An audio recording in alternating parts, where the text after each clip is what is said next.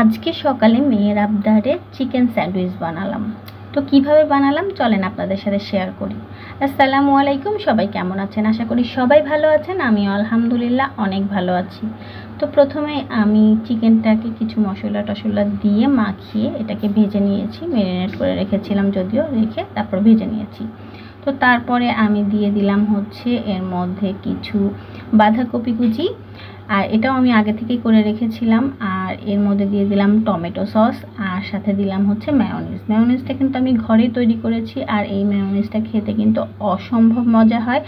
যদি আপনারা কেউ আমার কাছে এই মেয়োনিজের রেসিপিটা জানতে চান তাহলে অবশ্যই কমেন্ট করে জানাবেন। আমি চেষ্টা করব সামনে আপনাদের জন্য এই রেসিপিটা নিয়ে আসার। তো যাই হোক, তারপরে এগুলো সব কিছু দিয়ে আমি এটাকে সুন্দরভাবে মাখিয়ে নিলাম এবং এটা একটা ব্রেডের উপরে তুলে নিচ্ছি। যদিও আমার চিকেনগুলো সবই নিচের দিকে পড়ে গিয়েছিল, প্রথমে আমি বুঝি নাই, পরে আমি খেয়াল করে দেখলাম যে বাঁধাকপিটা একটু বেশি হয়ে গিয়েছে, যার জন্য আমি পরবর্তীতে আবার চিকেন নিয়ে এর মধ্যে দিচ্ছিলাম।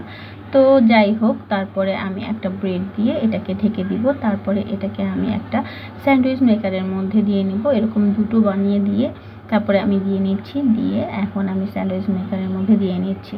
তো এটা কিন্তু অনেক হেলদি একটা খাবার, আর বাচ্চারাও খুবই পছন্দ করে খায়, আর ওদের টিফিনেও কিন্তু দেওয়া যায়। আমার বাচ্চাও খুব পছন্দ করে খায়, ওর জন্যই আসলে আমি এটা করেছি। তো এই যে আমার স্যান্ডউইচটা হয়ে গিয়েছে, তো আমি এটাকে সুন্দরভাবে কেটেও নিয়েছি। এই তো আমার স্যান্ডউইচ, আমার মেয়ের খুবই পছন্দ হয়েছে।